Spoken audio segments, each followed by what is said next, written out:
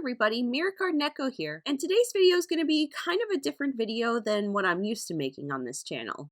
I'm going to be talking about my trip to Disney World. Yes, that's right, I went to Disney World!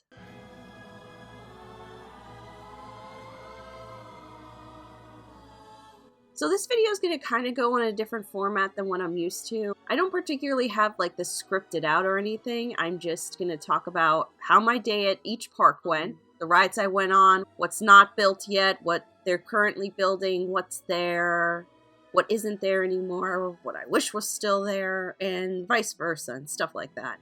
So the first Disney World park I'm going to actually talk about in these videos is going to be Epcot. For those of you asking, what the hell's an Epcot? Epcot is actually an acronym standing for Experimental Prototype Community of Tomorrow. And yes, I am not making that up, that is the actual acronym. So Epcot has a really long history to it, which I'm going to try to sum up as much as possible here without making this whole video about the history of it. Honestly, if you want to know more about the history of Epcot, which I do recommend you all listening to, if you go to places like Defunct Land or Some Jerk with a Camera did a pretty funny retrospective of Epcot, any one of those would be really good. But I'm going to try to sum it up as best as possible for you guys so you can get an idea of what it was and how it came to be what it is right now.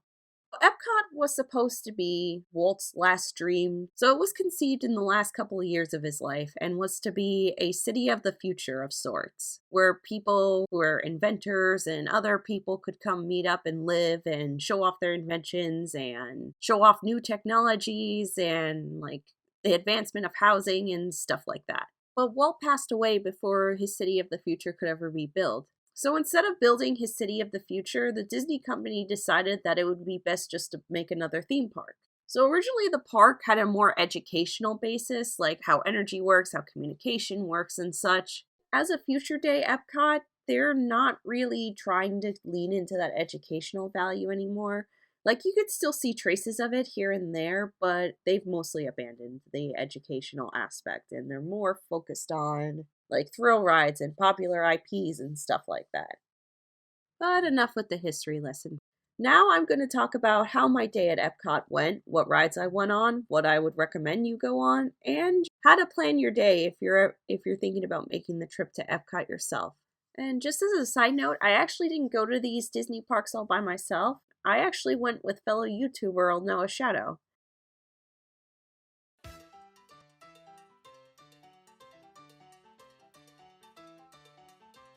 So the day we went to Epcot, it was opening around, I think it was like 8:30 or so, but we decided to get up early, eat some breakfast, and head over to the park.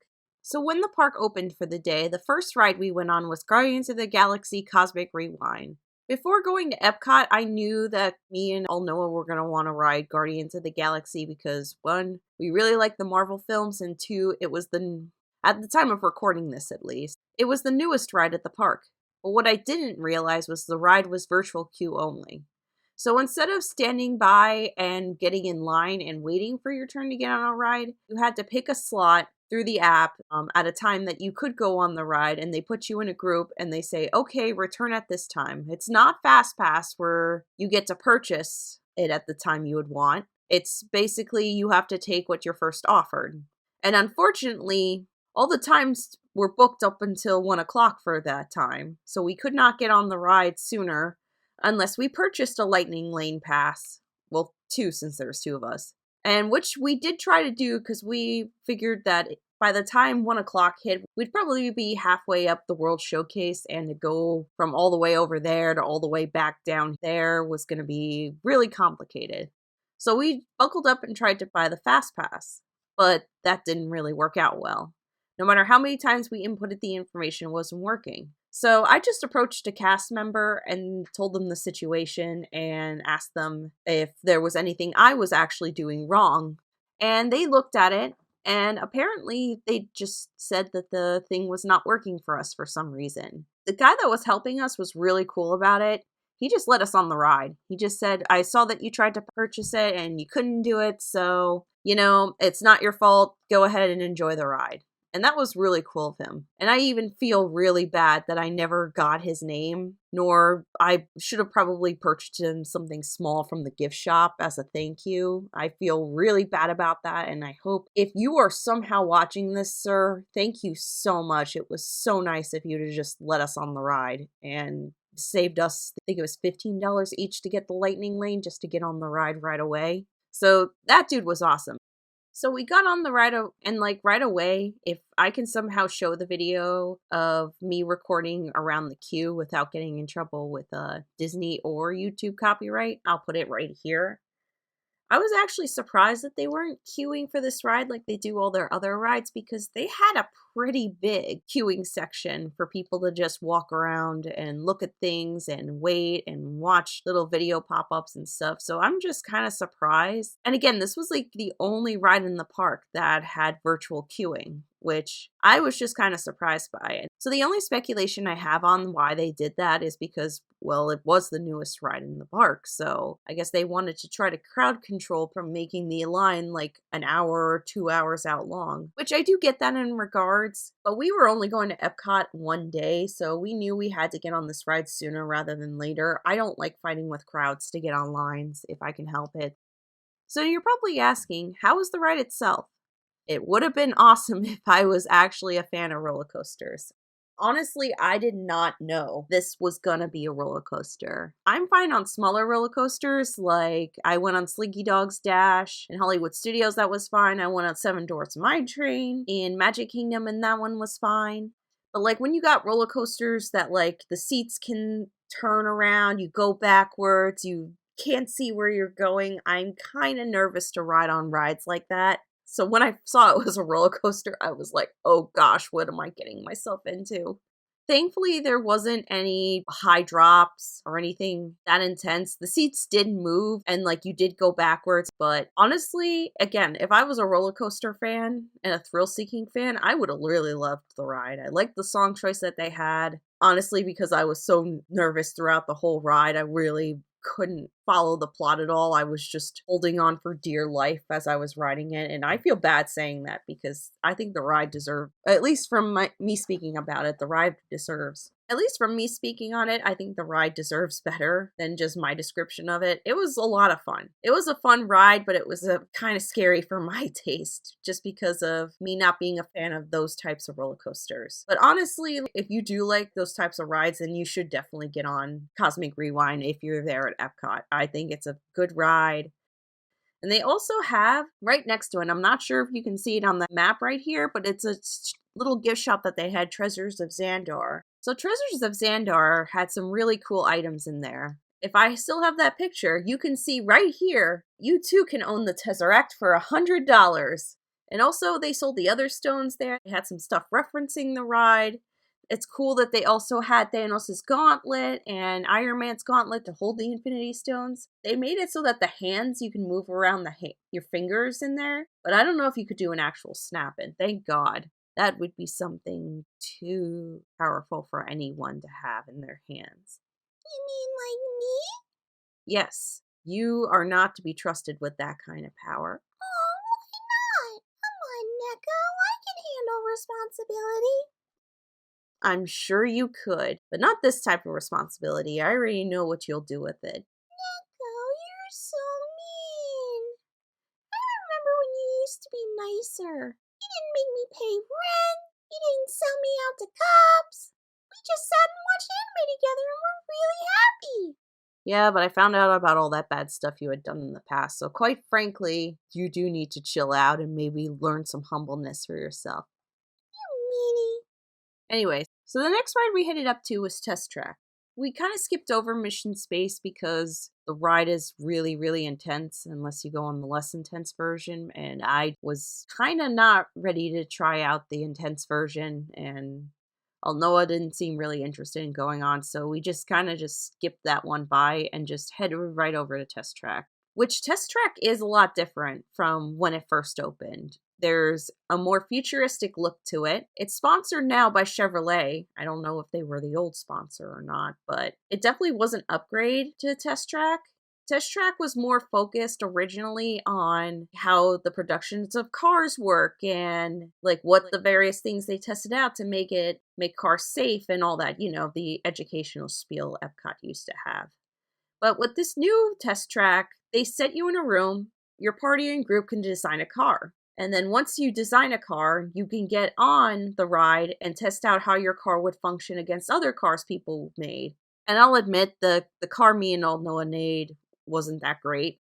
I should have just let old Noah make the car himself because he probably could have made something a whole lot better. But I was like, hey, let's share the project. And the car didn't come out so good, let's say. But the ride itself was pretty cool. Again, worked like the original where it was testing the functions like eco-friendly, speed, acceleration, and stuff like that. So it did kind of keep that educational aspect, but it kind of made it into something more personable by designing your own car, also seeing how it ranks up to other people, which they still had the highest scoring car out for the day and ever advertised in the ride as well after you got off and you saw your car's final score, which I did find really cool. And that just gives people more incentive to be like, oh, well, I can build a car better. So overall, Test Track was really fun in its interactiveness. It still had the thrills that it did long ago. So honestly, the changes that it had, at least to me, were an improvement. Did it need an upgrade? I would probably think yes. If Epcot's going away from that too educational aspect, I definitely believe that this Test Track that they made was going in the right direction for what they want Epcot to be.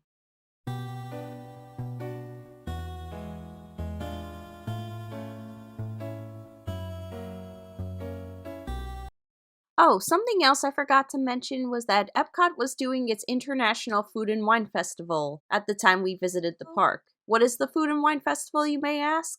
It's basically small little food stands that were scattered throughout the park, either representing a country or a different type of food. So when we went to the park for the day, we thought, hey, all of this food stuff will be available. So we're not going to really have a meal before going to the park. We're just going to get in as we pass by food stalls. We'll try something different there and we'll just go at that throughout the day. But what I didn't know was that the food stalls weren't actually opened until 11 o'clock. And we were there at the park, I believe, around the time we got off a Test Track. It was probably like 10 something, maybe like 10:15. So the food stalls that were around the area of World Discovery were not open yet. So at that point, we decided to head up to the World Showcase. And since we were on the left side of the map, we decided to go up to Mexico and then go all the way around.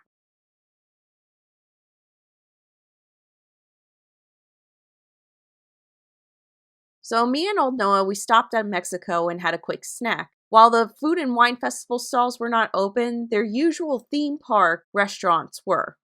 So we were able to grab a quick bite there before going into the Mexico Pavilion. The main building itself is actually based off of Mesoamerican pyramids, which I thought was really cool because you just walk in and all of the main stuff at the pavilion was just right in the building. There were some pretty cool things in there. They had some stuff about Day of the Dead, which related to Coco and how a lot of that inspired the look and the feel of Coco. Also, they had like their shops on the inside, and the inside looked like as if there was a festival going on in Mexico, or like how the nighttime would look during a festive season of Mexico. And just, I really, really, really enjoyed that and how it looked. There was also an attraction in there too called Grand Fiesta Tour starring the Three Caballeros. It was an okay ride. Like, it was just a nice kind of leisurely boat ride through some sights of Mexico and just the Three Caballeros getting themselves into trouble. And honestly, Grand Fiesta Tours kind of also plays out like the movie The Three Caballeros, which, I mean, the ride is named for. Although it's been, I don't even remember how long since I've seen The Three Caballeros, but Pachito and Jose do pop up here every now and again within Disney parks or references to Disney shows. I think recently the Three Caballeros got their own mini television series. I think it lasted like 12 episodes or so. But anyway, the point is that it's a fun ride. It kind of feels a little Small World-esque in terms of like the speed of the boat and just the leisure that you go in. It was a nice little calm thing to do and got us out of the Florida sun. And it was pretty cool to see those animatronics of Donald Duck, Jose, and Pachito. And the show scenes themselves were pretty cool. So again, this isn't really like any thrill ride or anything. It's just kind of a nice, gentle ride. So if you're the type of ride goer that doesn't really like thrill extreme rides and kind of just likes the nice, calm, quiet stuff, then this ride will do it for you. Like you don't have to worry about thrills, drops, or anything like that. It's just a nice ride.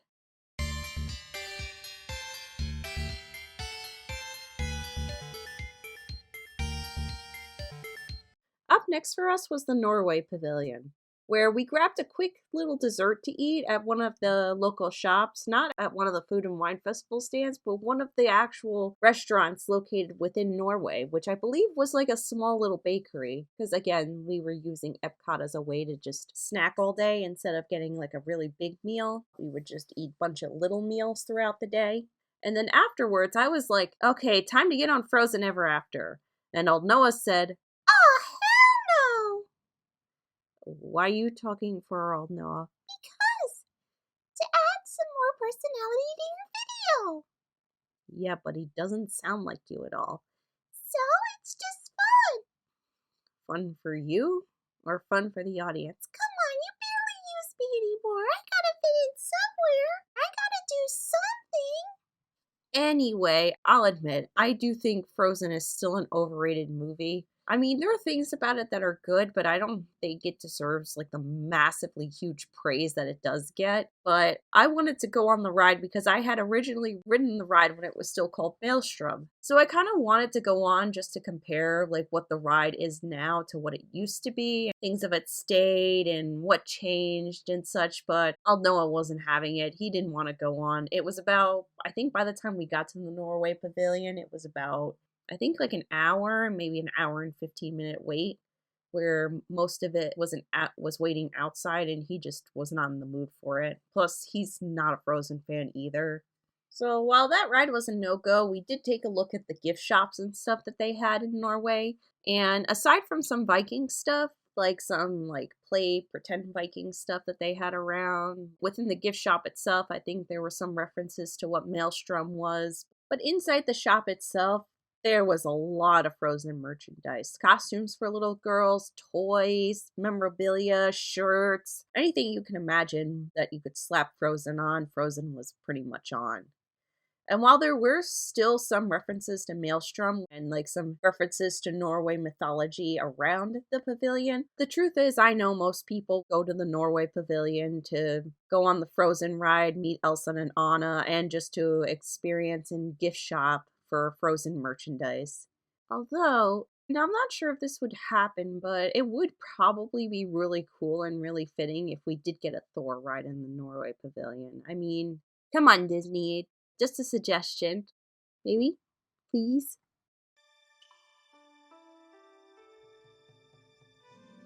Our next destination through World Showcase was the China Pavilion. This was the first place where we went to a stall for the Food and Wine Festival because by the time we were at China, all of them were open. So the China Pavilion didn't really have a ride per se. They had a travel log, but me and old Noah were not really that interested to sit down and watch. So we kind of just looked at the shops and just looked around at the pavilion and just kind of enjoyed the sights. They had some weapons on display. I'm guessing Chinese weapons from ancient Chinese time, which looked pretty cool. They also did have a nice restaurant there, the Nine Dragons restaurant, but that one was reservation only, and we didn't have a reservation for it, so we opted just to keep going throughout the pavilions. One thing I do want to note, though strangely enough, there was kind of a lack of Mulan representation within the China Pavilion, which I'm kind of surprised about, given how popular Mulan really is, and just not to see any merchandise or any really mention of Mulan was just kind of weird. I mean, I don't know. To me, it's weird. Germany, Germany, Germany is a really, really nice place. Even though I'm your prisoner, you give me food, and it doesn't suck like English food. Sausages with cheeses always taste so good. It'd be heaven for a dog. Yeah, that's Germany. So the next two pavilions that were on our way through the World Showcase were Germany and Italy, where Neither of these two had any attractions, so to speak of, and only had like shops and restaurants. As we were walking by the Germany pavilion, I did see Snow White taking pictures, which did make sense because her fairy tale does take place in Germany. I was kind of thinking maybe Rapunzel or someone was going to show up, or Flynn Rider or something. Which I do admit, I kind of wanted to get a picture with Snow White, but I didn't want to make old Noah just stand there and wait while I was getting a picture. But hey, what can you do? So when we reached the Germany pavilion, old Noah got some food to eat. I didn't really eat anything because I wanted to save my appetite throughout the rest of the pavilion since I had gotten something at China and near the Mexico pavilion. So when we were in Germany, we just kind of browsed through the shops. I know they had a Christmas shop in the Germany pavilion, which I know has been there since the last time I went to Epcot, which I'm kind of surprised about is the only pavilion to have like a Christmas themed shop. And again, since there is no ride, we kind of were in and out of Germany. And then next up was Italy. Italy did have some nice like architecture and structure, and honestly, if I ever were to go on a trip to Europe, I think Italy would probably be the country I would most want to visit. But again, the Italy pavilion didn't have a ride in it. It was mostly just shops and restaurants. I don't even think there was a character meet and greet there either. Although now that I think about it, I'm kind of surprised that they didn't have the characters from Luca around at all. That would have been fitting if they had put Luca somewhere in Italy, but I digress. So we held off on the Italy pavilion because we knew we were going to eat Italian when we went to our second day in Magic Kingdom, which would have been Tony's restaurant. That was themed after the Lady and the Tramp Tony's restaurant. So that's why we didn't really have any food in Italy. We just kind of looked at the shops and then just kind of moved on.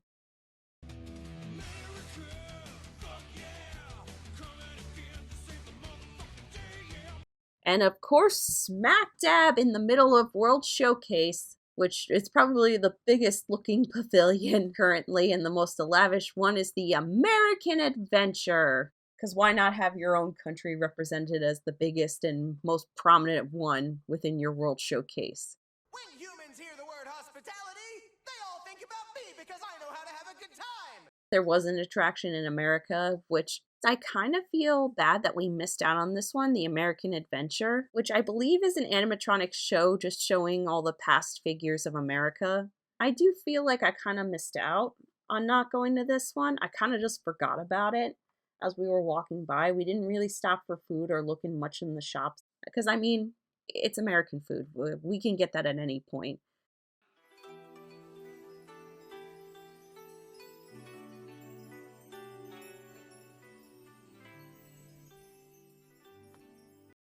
Up next is the pavilion that honestly me and old Noah spent the most time in out of all these countries was the Japan pavilion. What a bunch of nerds you guys are. Yeah, I know. When we first got to the Japan pavilion, we were already getting pretty hot. It was like probably like 1 or 2 o'clock during the day. And we saw one of the food and wine stands was selling shaved ice, so we split one. And then we got nice and cooled off from that, but then we noticed that we were actually hungry, so we sat down and ate in the Katsuda grill. I got a bowl of udon, and old Noah got a bowl of ramen. Usually I'm all about that ramen, but I felt like branching out and trying udon, and man was it good. It was nice and filling, and yeah, I already knew I liked Japanese food, so it was a pretty safe bet that I was gonna like the food here. But then we decided to go look in the shops. And while here on the map it just advertises like a lot of food places, this big building right over here actually had some interesting things going on in there. It actually had a display talking about kawaii culture in Japan. Yeah, I know, I was not expecting that either. It was cool because they had displays of different cute items all over. They had popular anime characters. They even had Pikachu as one of the cute characters. They had Doraemon, they had Hello Kitty, and then some of the other ones, which I know were popular franchise mascots that I can't think of off the top of my head. I know I have a picture of that Pikachu right here. I was just impressed. I didn't think Disney was going to have something like that readily available for people to like learn about. I think it was more about people being curious, like, you know what? Japan is interested in cute things a lot. Why is that kind of approach and not really from, I don't think, like the historical approach of it at all. But I mean, it was nice to see. And I thought like that was all that was going to be in this building. Then as you go further, there was a gift shop. A lot of the stuff that they were selling in the first portion of the gift shop was mainly like Japanese memorabilia, like pins and fake swords. They were even selling real weapons behind glass, but, that's a conversation for another day. That's all I thought all it was going to be. But then as you go further and further into that store, I am not joking, and I was not expecting this. They actually made half of their store based off of anime and video game merchandise. Like, there was Mario stuff, there was Demon Slayer stuff, there was One Piece stuff, there was Naruto things. And surprisingly, this was the only location that had any Kingdom Hearts merchandise. I mean, I understand the complication of adding Kingdom Hearts into the Disney park since it's not owned by just Disney, it's owned by Square Enix. But, I mean, come on, it's the Japanese pavilion. Like, you should be able to get away with some kind of Kingdom Hearts attraction.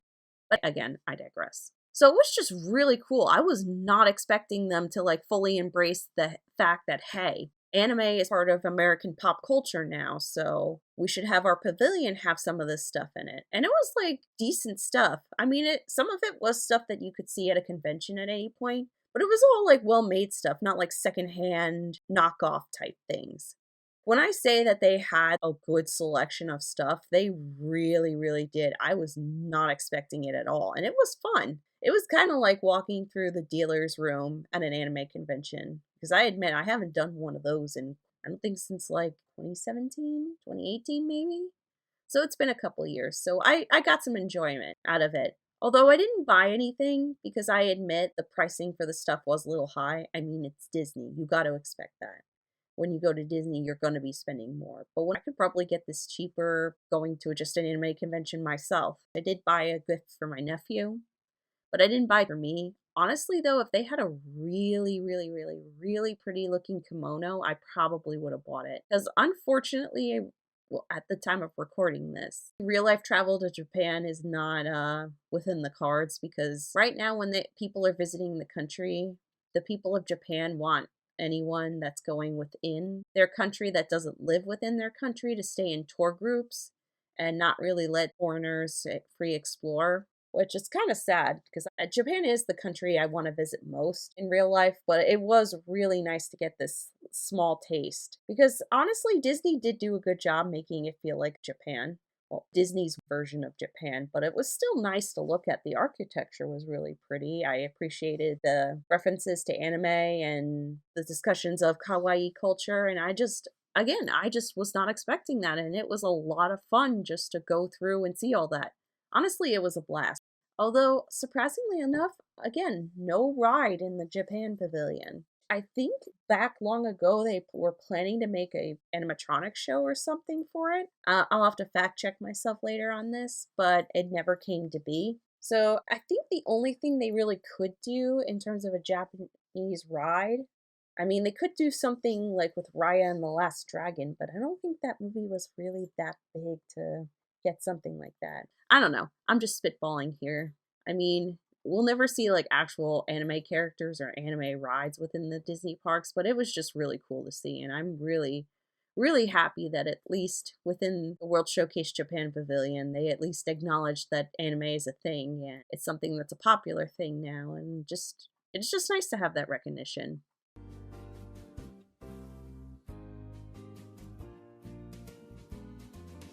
The next pavilion on the list was Morocco. And I admit, like, me and old Noah were getting to the point where we were kind of getting tired. You really don't realize how big this park is until you actually try to walk through it all. It was about probably like by the time we got out of the Japan pavilion, it was probably around like 2:30 to 3 o'clock maybe. And from looking at the map here, it doesn't look like there was much to do in Morocco anyway, except for a character meet and greet, though I'm not sure which character meet and greet would have been. And there was a takeout restaurant, which, again, I'm kind of surprised how empty Morocco really looked. I'm not even sure if there was like an advertised shop there. So because there wasn't a ride in Morocco, there really wasn't much to do in Morocco. We kind of just walked by it a bit, and then we went to the France Pavilion. And this is where we said, Randomy's Ratatouille Adventures here. Let's get in line and wait for it. The wait time was about, I think, like an hour and 15 minutes, and we decided to wait. And that's when the heat of the sun was really starting to get to us, because at least when we were walking through the other pavilions, we kind of went in, sat down in places, refreshed our energy, ate some stuff, but while waiting for Remy's Ratatouille adventure, it was really hot by the time we made it over there. And the queue line was outside. I mean, it did go inside at some point, but it was mostly outside with no fans or anything going off. So you were just stuck there in the heat of Florida for this wait time.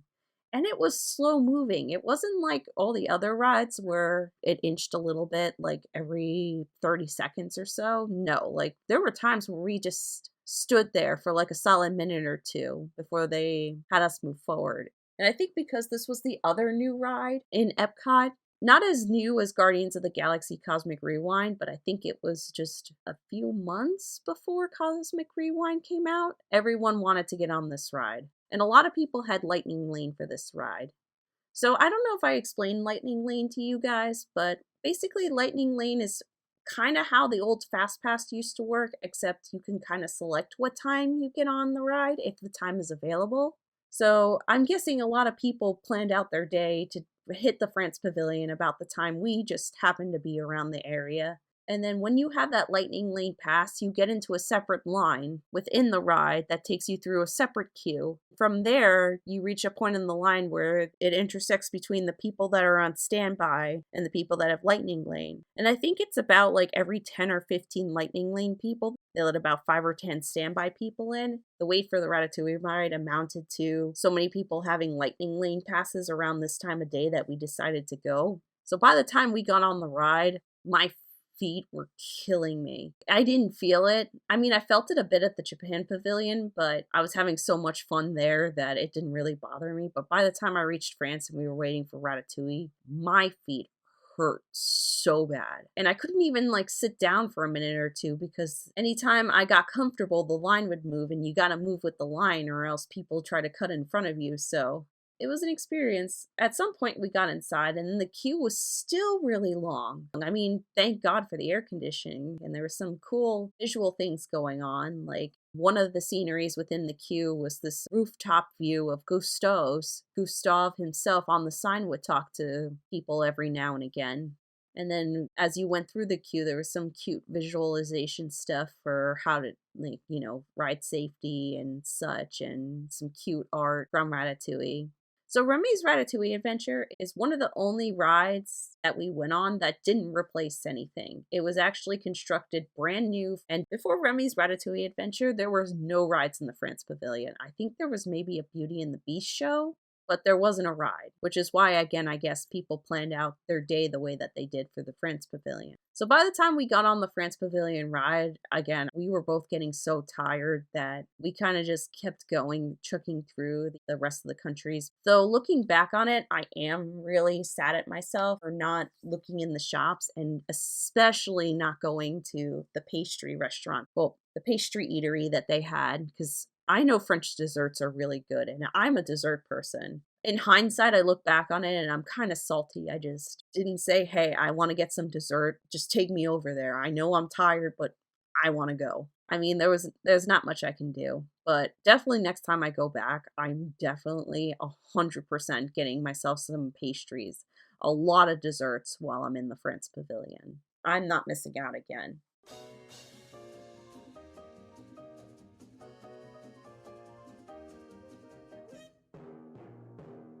So as I was saying, we were getting pretty tired throughout our day, so going through the United Kingdom, we kind of just browsed around in the stores. We didn't really go look at much else. There wasn't an attraction within the United Kingdom, but by gosh, they had some really cute stuff for Winnie the Pooh and 101 Dalmatians. They had these really cute glass cups of Pongo and Purdy that I really wanted, but without my own place, there's no place to put them. I mean, I could have bought some and just stored them away, but at that point, it was our second day at Disney and I didn't want to waste all my money at one park. But I'm still sad that I didn't purchase those Pongo and Purdy cups because they were so cute. There was like a lot of cute stuff that I totally would have bought. And my God, some of that stuff was really cute. I did hear about in the United Kingdom Pavilion that there used to be a spot within one of the stores where you could see Christopher Robin's room, which I did actively try to look for while I was in one of the shops because it's supposed to be closed off now and you can only see through the window, but I couldn't find it and I didn't want to seem like too much of a creep by looking through every closed door. We didn't really stop for any food and stuff because we were getting tired and we kind of just were ready to just keep going and looking through shops still because we were still having a good time, but we were just getting tired. And then I'll kind of just briefly talk about Canada because we kind of just briefly walked by it. And Canada also didn't really have a ride either, so there wasn't really much incentive other than just looking at shops to walk all the way over to Canada, especially since you kind of had to walk. If you could see on the map here, you kind of had to walk over to the building. It wasn't like the building was right next to you as you just kind of walked by. So again, we were getting tired and we just wanted to make it through the World Showcase and get to the other half of the park. I do feel bad about like not really going into Canada and exploring, but I mean, I've been to Canada before, so it's not like I missed out on like seeing architecture from the country or anything like that I haven't experienced before. I've been to Canada before too. Yes, I know you have. Canada. I remember the sweets, the shops, the Pokemon tournaments. It was a fun time. I'm sure it was for you. It was. I got away with a lot of things while I was there. Please don't tell me what they were. I don't want to know. Let's move on before we actually learn things we don't want to learn.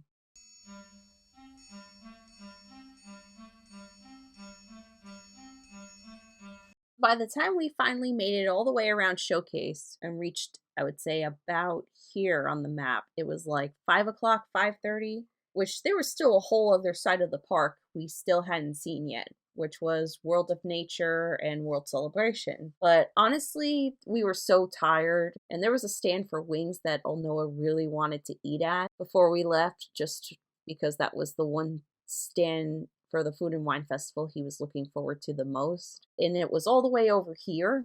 We were at the time where also the sky was looking like it was going to rain. So we said, okay, we're probably better off just going there and then we'll see how we feel afterwards. After he ate his wings and we just sat down and we relaxed for a while, the clouds didn't look any better. Quite honestly, things were not looking any better and it looked like it was going to rain. So in order to try to beat the rain, we tried to head back to the entrance, but that didn't work out so well. I mean, it worked out better than our first day at Magic Kingdom, that's for sure. But by the time we actually made it to the entrance, it was raining. I wouldn't say it was pouring rain, but it was raining enough to where we were getting wet. And then we just decided to leave Epcot for the day because both of us were just so exhausted that we didn't think we were going to make it through World Celebration and World of Nature. Although I'm kind of sad about that because I did want to go on Soarin' again. I went on that once during my previous trip to Epcot, and I had a real fun time on Soarin'. But again, it just wasn't in the cards. It wasn't meant to be. Also, the other stuff we kind of missed out on that I kind of would have wanted to see was the Seas with Nemo and Friends attraction, just to see what it would have been like. I think there was an aquarium, too, that we kind of missed out on.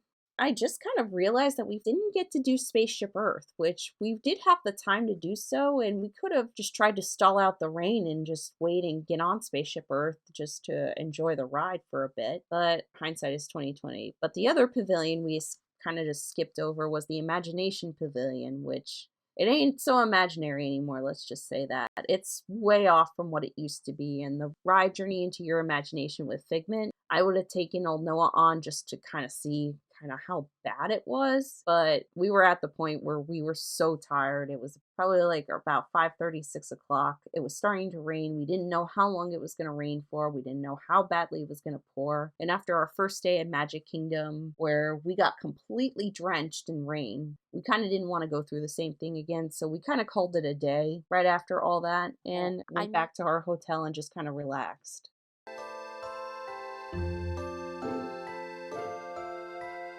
So overall, how was our day at Epcot? It was a lot of fun. I really enjoyed all the stuff we did. But by God, I really forgot how big this park is and how much walking you'd have to do to get to do everything. I know, again, like I've been saying, hindsight is 2020, but when and if we come back to Epcot, I probably would split this park up into 2 days, and that's probably what I'd recommend for all of you too, is to split this park in particular into 2 days. Like one for all of like the World of Discovery, World Celebration, World of Nature and stuff, and then one day dedicated to World Showcase. Because by God, like this was the day my feet were killing me the most from doing the most walking. Or if you are going to attempt trying to do this park all in one day, I really do suggest taking your time, sitting down and eating at places, like actually finding a restaurant to sit down and eat at. Again, the reason we didn't do so was because I knew the Food and Wine Festival was going on, and I kind of just figured we'd just snack throughout the day. We did visit a few of the different Food and Wine Festival stands throughout our day. But the one kind of downside to that was that at each stall, it was more like food samplers than it was like an actual meal, which wouldn't be too bad. But for the amount that you paid, for the amount of food that you got, I kind of feel like not ripped off per se, but it wasn't a good thing to just snack through Epcot for the Food and Wine Festival. I think you're probably better off just picking like a specific country you want to eat food in and going from there. Maybe visiting a few of the food stalls if you've never had the food from that country before and you just kind of want to sample it. I do think that probably would have been a better option, but honestly, just looking back, I kind of wish we did make a reservation at a restaurant. That way we could have sat down, ate a bit, given ourselves a time to relax and just kind of recuperate from being in the heat and doing all that walking. That's just one way I would have improved my trip. And then I really wish we could have seen the rest of the stuff we got to miss out on. World Celebration has this like big grassy area right around here. And I believe that's where Moana's Journey of Water is being built right now. We did see a lot of construction walls around that area. And I thought that was going to be open by the time we visited, but it was not meant to be. It's going to be open later next year.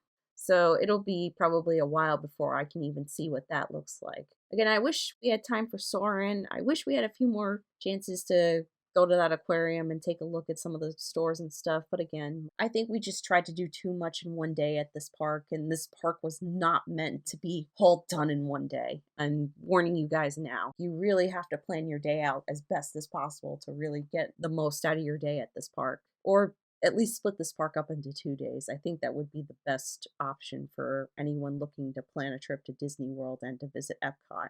In terms of like the rides that are there now as opposed to the rides that were there before when I visited Disney World long ago, I have to admit I did miss seeing Ellen's Energy Adventure. I watched a YouTube video of it when preparing to do this video just to kind of get a glimpse as to what I liked about the ride. It was a corny, cheesy ride, but it was a fun, corny, cheesy ride. It taught you basically about energy and how we harness energy and stuff like that, and fossil fuels and the evolution of energy, and just told in a funny kind of skit with Bill Nye the Science Guy and Ellen DeGeneres. But I could see how it was kind of getting outdated, and Epcot's kind of moving away from that more educational aspect, so that's why Guardians of the Galaxy replaced it. Which is funny because like the outer building of Guardians of the Galaxy still looks like Ellen's Energy Adventure. It's kind of weird that they didn't just close up Mission Space and put Guardians of the Galaxy there, since it was probably would have been more thematically appropriate, but then one would replace Ellen's Energy Adventure. Also, what was good about Ellen's Energy Adventure was that it was one of those rides where you could just kind of sit down and relax and put your feet up for a bit and watch a show. There were some animatronic dinosaurs that you could look at halfway through the experience. There was even an Ellen animatronic there at some point that just disappeared after a while. But like, I understand why it had to go. It was getting dated, and plus if Epcot is really moving away from like educational type rides, then that one was one that needed to go at some point. And plus, again, like I stated before, Guardians of the Galaxy is so far their only Marvel ride that they got right now. So it's just jarring to me that they chose Epcot of all places to put it in. Like, I was more expect Hollywood Studios would be the better place, but again, just with Epcot, there's so much space that can be worked with, and Ellen's Energy Adventure had like a really big show building, so I guess it made sense just to use that show building for it instead of trying to build it in a more condensed park. I do really hope in the future that they work a bit more with the park and add a few more experiences. I hope some pavilions get more rides in the future. So far, there's really nothing announced about anything else getting an update within Epcot itself, aside from Moana's Journey of Water. So while we were visiting the parks, it happened to be the same weekend D23 was going on. And they announced some plans for Magic Kingdom later on that I'll go into more details later when I get to talk about Magic Kingdom. But one of them was to build a land inspired by Coco, which I get it. Coco's a very popular movie, though I feel like it'd be more at home at the Mexico Pavilion. I mean, they already had Day of the Dead stuff and factoids and stuff all over the Mexico Pavilion. I mean, even if they find that the Grand Fiesta Tour starring the Three Caballeros is starting to get a little dated and such, they could just rework that ride into a Coco ride or just gut it out and make something completely new that involves Coco. I just feel like because Coco takes place in Mexico and it's very heavily influenced by Mexican culture, I feel like it would work really well in the Mexico Pavilion instead of in Magic Kingdom. Though either way, I still look forward to seeing what they'll do with it. So in terms of rides that don't exist anymore, I never got to ride this one. I wish I had, but I was way too young by the time it closed down, which was the original Journey into Imagination, which was a beloved ride that I've seen people talk about on YouTube and people talk fondly about it. From what I've heard, it seems like it was a fantastic ride that I wish I could have at least experienced once, but again, 'twas not to be. Instead, we have Journey into Imagination with Figment, and I guess I was spared from this trip from going on it. Overall, my day at Epcot was really fun. I had an awesome time just exploring everything and going on different rides. It is a whole lot of walking, and we could have planned it a lot better, but I think for what we got accomplished, we did very good. And again, it was just an awesome time that I wouldn't have given up for anything during our Disney trip. And I do recommend people go to Epcot because there's a whole lot of different things that you can see. I do like the different countries and the stuff within the different countries. I think at some point Disney, it's probably going to take a real long time, but at some point Disney's got to add a ride to every pavilion. I mean, they've already got like so many IPs that go within each country that they could just make a ride. Oh, it was Alice in Wonderland stuff also in the United Kingdom, which I was surprised that in the United Kingdom, now thinking about it, they don't just have a version of Alice's Curious Labyrinth in the United Kingdom version, like a copy of it from Magic Kingdom from all the way in California. But as I've said before, Yeah, you digress. We know. But anyway, that was my day at Epcot. I hope you enjoyed it. I hope you found it hopeful for when you plan your trip to Disney. And then just let me know in the comments below if you visited Epcot recently, how you liked it, the changes that have been done since you were last there, and anything you would like to talk about, because I'm interested in hearing about the different stories and different histories of Epcot and like how people enjoyed their trip. And do you like the current rides? Do you not like the current rides? Do you like the experiences? Do you not like the experiences? Anything. Just share anything with me. I will just keep it a surprise of what park I'll talk about next, just because I feel like I don't want to say I'm going to do one thing and then end up it being a different thing, because I'm kind of just recording these in like a certain order that I have in my mind, but I don't know if I'm going to change what that order is, so just look forward to seeing it. Hope you enjoyed this video. This is me, Mirrorcard Neko, and I hope you guys have a good day.